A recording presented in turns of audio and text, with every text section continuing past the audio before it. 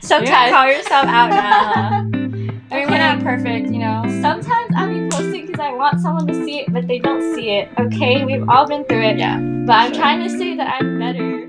Hey guys, welcome back. We are here. I know it's been a while, but we made it. So, We're back. yeah. Where have we been? Where have you been, girl? Where have you been? On vacation. Okay. Taking some R&R. What have you been What up does to? that even mean? Rest and recover. Oh, you kept saying that to me, and I'm like, sure. You just agreed with I that just without agreed. knowing what it Yeah, went? for real. Yeah, R&R. It means rest and recover. Oh, that makes sense. Yeah. Mhm. I went back to the motherland, Okay, where's the motherland? the Philippines. Okay. My city, Cebu. Uh-huh. And I went to go visit my dad's side of the family. Went to a wedding Mhm. at our mom's Oh, yeah, side of already. the family. Then country hopped to Japan and Singapore. Then Lucky. back to the Philippines. I mean, she's just, well traveled. She's Mr. Worldwide. Yeah, Mr. Mrs. Worldwide. Mrs. Worldwide. Like Pitbull. Mm-hmm. So, yeah, I was gone for 3 weeks. And then you left. Yeah, so then it's just been... Our schedules just haven't been lining up, you know? So now it's finally time to get back into it. To get the grind going. Let's start talking. Let's get deep. So what did you... how was the whole vacation? What did you take from it? Did you find yourself? Was it one of those where you, like, travel the world and you come back and you're like, oh, like, I found out who I was? Did I? You know those movies? Yeah, I do. Self-discovery. But honestly, it was just like I took it as a time to relax. Yeah. And get away from As my you should. actual life. Mm-hmm. And honestly, just to spend time with my family. Because a lot of, well, obviously we're living here. So our family over back home, we don't really get to see them. Like grow up and then grow old. That was one of the biggest things that I pondered about coming back here. Was like, oh my gosh, like, it actually made me really sad. Like, my family, especially my cousins, I love them. Like, they're growing older, they're growing up. And then my grandparents that are over there, they're growing older. Yeah. So then I feel like I'm missing out on, like, a big part of their lives just because we're here. Yeah, for sure. But going on to our topic, I love that we have social media to kind of connect us in that entirety, I suppose. Yeah. I feel like social media is for sure something that is pretty, I guess, life-changing in that sense that you can feel pretty connected to people who are pretty far away from you. Mm-hmm. So you have that kind of bond. But I think it's for sure something that we're just so connected in a sense where we kind of are like constantly comparing our current lives to other people's because we know everyone's business. You know? So you're kind of... I think social media is very beautiful in that sense that it can bring community and family together if you're using it in that purposeful manner. And that's why we have Facebook. Otherwise, we wouldn't keep it. I always, like, wondered if when we turned 30 or something, we would all end up on Facebook. But I don't think that's going to happen. I think Instagram's becoming the new Facebook. Yeah, for sure. Because there's going to be something new that's, like, a new TikTok or something. Yeah. Because short-form content is definitely... taking the rise now because even Instagram's trying to have reels trying. Yeah. But yeah, so as you were saying, like, it makes you feel like you have to do all these things to, I don't know, would you call it like showing off? I mean, yeah, I think social media is all showing off. I mean, you're not going to be posting about how you freaking didn't show up to work today, like how I forgot to show up to work today. Yeah. Or, you know, you don't show up your mess ups and you don't wake up and show yourself with crusty eye boogers and hair all messed up, you know? I mean, that's true to a certain extent. I think now, with the newer generations, they're a lot more... open with that. But, like we were saying before, there's, like, a certain amount of openness like, you can have on social media. Yeah. You're not going to actually air out every single dirty laundry that you have. Exactly. So, most of the time, people are going to post, like, all the happy moments of their life, which is only like 10% of what really goes on. And then the 90 is really like truly who you are. Yeah, for sure. But FOMO is really real. Yeah, for sure. I think FOMO is something that I've always struggled with growing up. I think it's always been my biggest, like, Achilles heel. Because I think... Really? Yeah, because I think also just growing up, like, my parents were so strict. So I wasn't included in anything. Like, I wasn't able to go to, like, people's sleepovers. I wasn't able to go out to everything because mom and dad just didn't want me to go out. So I think when I went to college and stuff, it was... I think that's why it felt so good, because I didn't have that crutch in a sense of, oh, I can really do everything and anything that I, like, wanted to do when I was growing up, and I don't have to ask for someone's permission.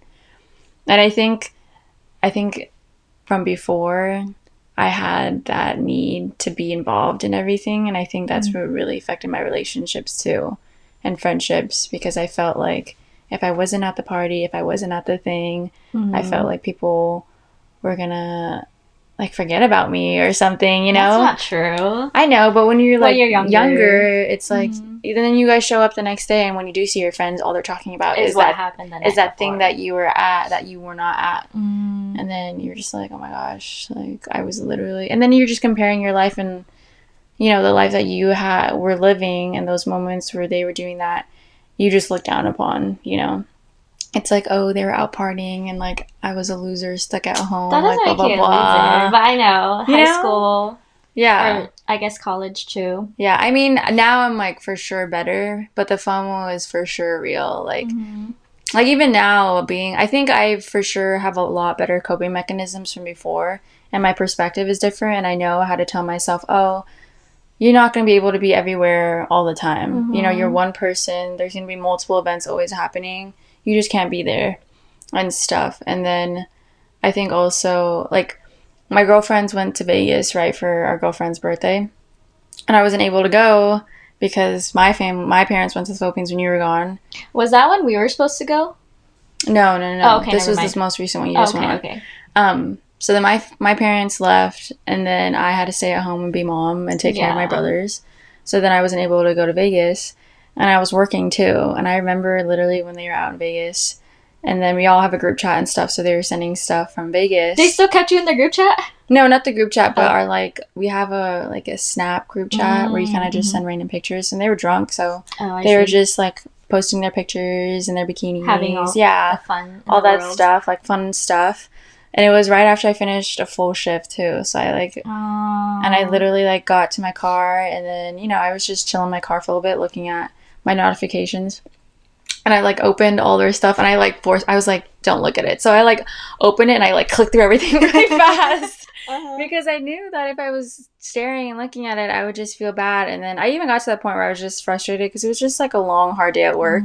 And then I was just sitting there, and I just was really like, oh my gosh, like, I'm literally here at work, freaking dealing with pissy customers, all of that stuff, doing, like, this. I'm in my car, just exhausted from work, when I could be in Vegas, like, having all this fun, making memories with my girls and stuff.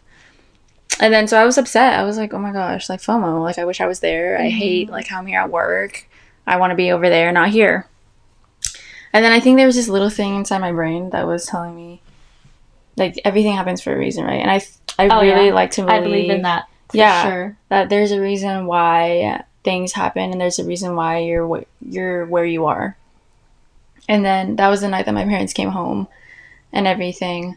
And then my parents finally came home, and then I remember sitting in my room, and then my mom woke me up because I finally got home from work, and then we were just sitting here, like, me, my mom, and then my younger brothers, and we were just in my room talking till, like, 2 in the morning, like, talking, chatting it up, having, like, some, like, nice family bonding. And then I think it was just, like, God, the universe telling me, like, this is why, like, you're here. Because, like, I know that you want to be with your friends, and you've, like, had those moments with your friends. But I think right now, like I want you to spend this time with your family and, like, make those bonds and relationships. Because then after, like, I move out, like, you're not going to have this. Yeah, that's true. You know? Once you become independent. And I was like, okay. Like, I like to truly believe that the universe and everything and, like, God has, like, some kind of plan to, like, for every little detail in your life. And I just like to tell myself that when FOMO... That's beautiful. ...happens. And it's like, you know what? There's a reason why I'm here. And, like, I think it's important to not take away what is happening in the current situation. Because you're looking at what other people are doing, right? I feel like that kind of goes with our little new short, like I was saying, short form content is taking over right now. Yeah, for sure. And we're kind of trying to do that with our little vlogs and stuff. Yeah. And so it's more just the phrase I was thinking in my head was like live in the moment. Mm-hmm. And so when we do our vlogs and stuff, we kind of focus too much on recording everything versus actually being there. Because your friends, they could have just been recording just to record and they weren't actually enjoying it themselves. But I mean, that's a possibility. But we've noticed it in our own like doing too. Yeah. Where we're like, oh, well, this has to be a perfect shot, so I have to redo it all over again. But like you're in a beautiful place. Yeah. At the moment, you could take it all in versus like being stuck to your phone because you're trying to make it look like you're having such a good time when you could just have a good time while you're there. For sure.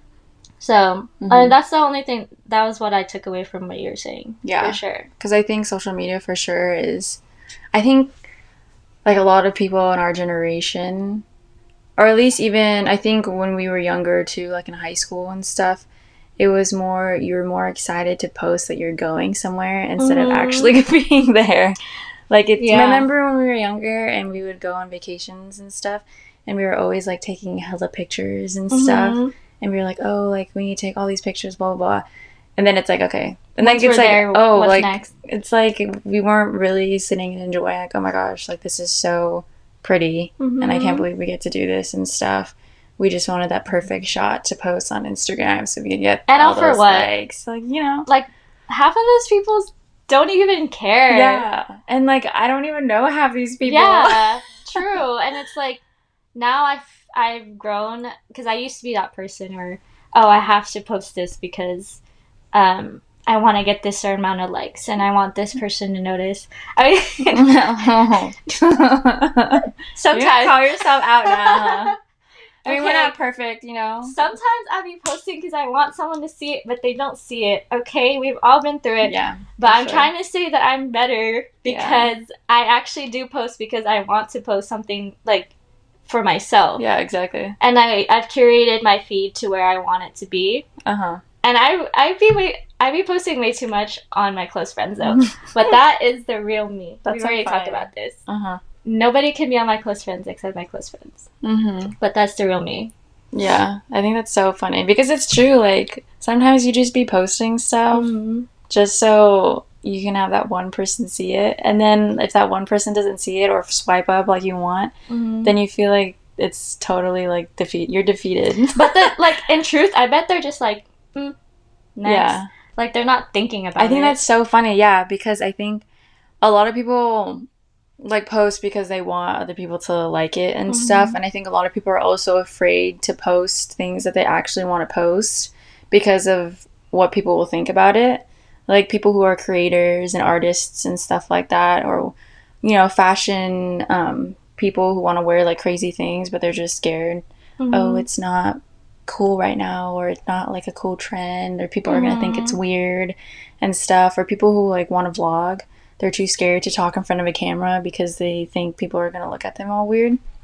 And when you think about it, there's so much just random doom scrolling. Like, people aren't going to be, like, looking and really think about your stuff for hella long. They're literally going to look at it, like it, and then move on with their life. Literally, like, 0.1 second, and then you're, like, done. That reminds me of this podcast I was listening to about shame. Well, they mentioned the topic of shame. And how, oh, like, I'm ashamed to post certain things because I'm afraid of what people might say. Yeah. But, like, first of all, who cares? But at the same time, because of social media, it's given us such a big platform to shame others, too. Yeah, for sure. So then you feel extra shame, if that makes sense. Like, they said it more, not education. More eloquent. More eloquently, like, in the podcast I was listening to, but... We're not there yet. We're not there yet. No. We're educated, but... We're just talking like we're all besties here, Yeah, we're all besties. But yeah, I thought that was so cool that he mentioned that, because I never thought about it that way. Yeah. We're able to put shame on others the same time we're like, no, be shameful of shameless, not Shameless. shameful. Yeah, be shameless. Because I don't know. What do you think about that? Are you trying to be shameless, actually? Shameless in what context, like, I always, in that sense? Because I always think about, for me personally, because I always rewatch my close friend stories because I love talking to the camera and like talking to you guys on my close friends. And I'm like, sometimes I should just post this on TikTok because I'm actually funny. Yeah, I've told you that. Like, yeah, I'm like, why don't you just post it on your real story? Because it's funny. Honestly, it's just a lot for people to perceive. For me, I don't want people to perceive me in that way because I already curated like who I am in this image on Instagram. And so if I wave off of that, I feel like, I don't know. Some part of me is just like, no, I don't want people to know who I am because on social media, because if they really wanted to know who I am, why can't they just get to know me? Like in real life, like, hit me up or something, let's hang out. Then you get to know who I am as a person. But that's too much perception. And I think you said something about being private. Yeah, that's what I'm like getting off from getting off. That's what I'm getting from you. I think you just, and it's perfectly fine just to want to be private and not have all your business out there. I think some people are just more geared towards that, or they're more open. Like some people post that they're crying all the time, and that's okay too. I think there's also power in being vulnerable. And I think that's, like we were talking about before, how it's different now. I think our generation is a lot more open to showing that kind of vulnerable side, which I think is really beautiful because it kind of just reminds all of us that we're just human and we're not like picture perfect Instagram people where everything is just going fine and dandy. And I was just listening to this podcast by Ed Milet, and he was talking about how he was quoting someone else, and I don't remember who he quoted, but I heard it from his podcast, and he was saying, oh, like, if you really want to impress people, tell them about all your achievements, tell them about how good you are, tell them about all these amazing things that you've done. If you want to really make an impact on people, tell them about all the shit you've been through. Like, tell them about all your vulnerabilities, tell them about all this hard stuff. Because, if you talk to someone and they're like, oh yeah, like, I did this, I graduated from Harvard, I'm a doctor, like, I founded this foundation, like, people are gonna be like, okay, that's cool, like, he's a cool person. But versus someone that tells you, oh, like, I really struggled through this and it was really difficult for me, and I think this is something that has really helped me set this foundation to accomplish all these things. It's way more impactful to listen to that because then it's relatable in some sense, Yeah. Because as humans, I think we're all relatable, that we all suffer and we all go through shit. Ooh, it got that deep. Not the suffering. But no, like, how Buddha says, like, life is just suffering. And it really is, like that. And I think that's why it's important to be able to share that. And I think it's really cool that people are able to do that because it is that kind of platform to show, like, that kind of bond. Like, oh, like, I'm not a perfect human being. Like, I have shit that I go through. Like, things are tough. And then it's kind of that thing where you guys can bond through that and then kind of grow from that together. I mean, that's why we started this podcast in the first place. Because, like, you and I are vulnerable enough to talk about the shit that we go through. And then to an extent. For her, I'm very open, I think, when it comes to, like, I'm, like, sad and, like, I'm going through this and stuff like that. But, baby steps, obviously. You're a lot better than before, for sure. I've grown. Yeah, there's growth. Yeah, I see it for sure. Before, when I would talk to her about, like, things, deep things, she would just kind of be like, oh, okay. Really? You remember? I felt like I was sympathetic at least. Yeah, but it wasn't, like, full on. Like, it was very, like, oh. Like, but, like, before, like, you wouldn't open up to me about stuff, And, like, now I definitely kept a lot of things from you. But that was because I think I was going through it. Yeah, for sure. Yeah. But, yeah, I think there's just beauty that social media has taken that platform where, like, people are vulnerable now. And I think that's really nice. And I think in that context of social media, I think it's really beautiful to, like, have that. Because, like, even, like, breakups and stuff, girl, When I was going through my breakup, my FYP was all about heartbreak and like other people But that's the going through a algorithm. heartbreak and stuff. She knew. Yeah, but it's like people are posting about it, and it made other people feel better to know. Did it make you feel better? Yeah, it made me feel better that, you know, I'm not the only one that's heartbroken, that is feeling this way. And I even have like videos saved from TikTok that when I was going through it, that I would look back on, because it just made me feel better. Because I think the worst thing to feel as a human being is just like loneliness, like feeling like you really don't have like any other person there for you. And that's my greatest fear. Really? Like, do we want to being talk alone? About that? Mm-hmm. We're kind of straying off the social media topic. But I like this. I do. That's always been my fear. Mm-hmm. I mean, I don't know. Is that irrational? No. Being alone? Or no, loneliness. Mm-hmm.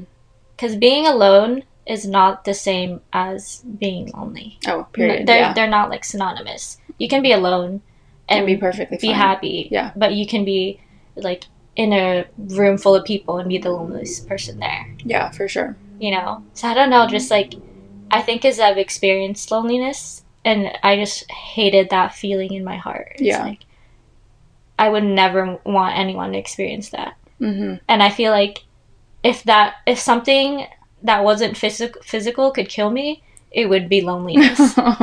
Yeah. Yeah. For sure. It makes sense because I think just as like human beings, we're just built for community. I think that's the best way we thrive. And there was this study in Harvard, like the longest study ever done on humans on happiness. I don't know the names, but we'll link it down. And then this guy was studying, I think it was Harvard or Stanford, some like top Ivy League school. And then it was a study about, you know, how do you live the good life? Like, what's the happy life? And then they figured out that the key to happiness is the quality of your relationships. Really? Mm-hmm. Like, you can, because he was studying people from all ranges of like people who were really successful, people who weren't successful, people who made a lot of money, average income, blah blah blah, and it all came to relationships. Like, someone could be super rich and have everything they ever wanted, but if their relationships with the people around them are shitty, they're living unhappy lives. And then people who don't have as much but who have really authentic quality relationships with other people end up dying like happy, like they feel nice and happy and fulfilled with their life because they have a community around them. Oh, that's nice. But see, that's why I feel like social media is so good. Yeah, because it gives us that connection, or that feeling at least, of being connected with other people. Yeah, for sure. Because when even on social media, with the big people on social media, they always say, oh, like, you are my people, you're my community, even though we're not physically there. So, but at the same time, social media is also negative in a way where we kind of use it as an escape tool. Yeah. To escape from actually the reality that we're living in. And we were just talking about being present in the moment. But how can you be present and in the moment if you're literally living on your phone, actually? So I have a funny story, side check, that reminds me. I was dog sitting, and this is how I know I'm like chronically on my phone and I need to stop. But I was dog sitting and we were just watching a show in the living room, and suddenly he farted, the dog. And I was like, dang, this stinks. I was just on my phone, and I physically turned down the volume button on my phone because I thought that would reduce the smell of it, of the fart. Dang. But then I realized, like, I took a step back and I was like, why did I just do that? I have a problem, and I had to set my phone down because I realized, like, this is so bad. This is so bad. It's okay. The first step is just realizing. Exactly. So, like, what are some things that we could do to, like, find that balance? Because obviously social media is going to be a part of our lives. Yeah, you can't deny it. We're not, like, in the Stone Age. It's always going to be around. I think obviously it's just, like, realizing that it is something that can be useful, but it can also be something that's detrimental. And I think just realizing if it is taking a lot of your time and, like, understanding that. And I think also just, like, little tactics, like the screen time that you have on your phone. Tell them what you did. So, when you have your screen time on your phone, you set a password, right? And then you can block out the apps that you want to block out. I don't block my phone. I just block out all the social media, like Snapchat, Instagram, TikTok, all of that. But instead of you setting up the password, you give it to someone else. So I gave it to her. I was like, set my password so I don't know what it is. But then I went home, and so she needed the password. Yeah, so now I have it. So she's going to switch it after this episode. But yeah, have someone else set it. So then they know the password, but you don't. And then so when it is done, you don't have that password. Because when I knew the password, I was like, okay, like it's done. But just give me 15 more minutes. Yeah, give me 15 more minutes, and then I would just type it in. But if someone else has it, and then you can shut it down. You have no control. Yeah, you have no control, then it kind of forces you.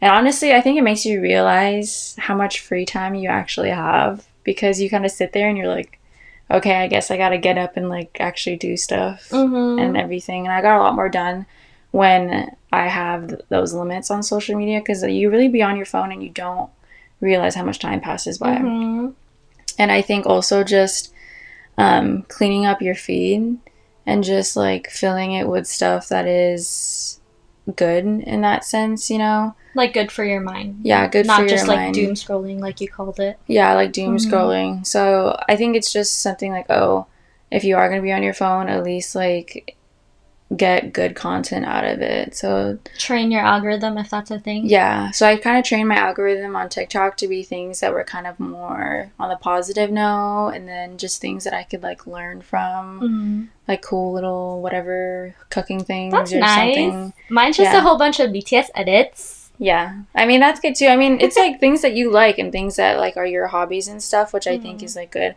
I think doom scrolling in that sense is, you know, people who kind of like go on social media just to see what like the latest tea is and like who's talking smack on who, like those Twitter fights in high school or something. But that was in high. I haven't seen any Twitter fights. Like that but you know, there's like always like the tabloids or whatever. Like, oh, like this person's not me with like like, reading dispatch stuff. Yeah. If you're a K-pop stan, you understand what dispatch is. But it's not my fault. It comes to me. I just like look sometimes.